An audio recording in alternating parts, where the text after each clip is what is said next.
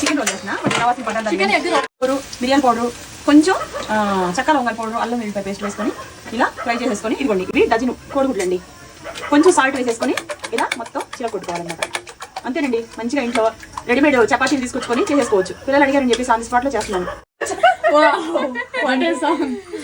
వానా వానా వెల్లువాయ్, వానా వానా వెల్లువాయ్ ఎందులో కాదు, చిరంజీవి గారి ట్రెండింగ్ అవుతుంది. అవును, నేను చూసా. ఏం చేసా చెప్పు. ఓన్ వాయిస్ ఏదో పాయింట్ నాకు స్టేజ్ మీద స్పీచ్ ఇస్తా ఉన్నారు. ఆయన ఫేవరెట్ హిట్ సాంగ్స్ అమ్మా ఎన్ని కూడా. మహానుభావుడు ఎంత సక్సెస్ఫుల్ సినిమా. ఏం హీరోయిన్ మర్చిపోయింది.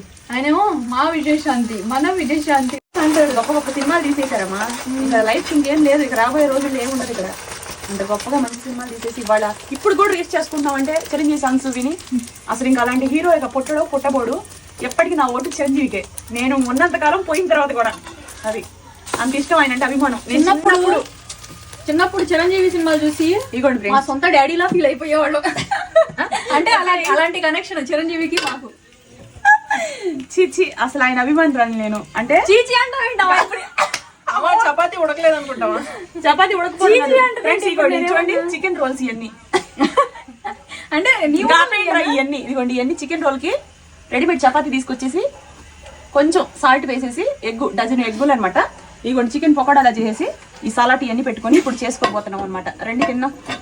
పిల్లలు ఆదివారం అడిగారని చేస్తాం. మేము ఎమోషనల్ అయ్యామని చెప్పాము లేదని నిన్ను ఊహల్లోకి వెళ్ళమని చెప్పలేదు. నేనే ఊహల్లోకి వెళ్ళను. ఆయన నాకు అభిమాని.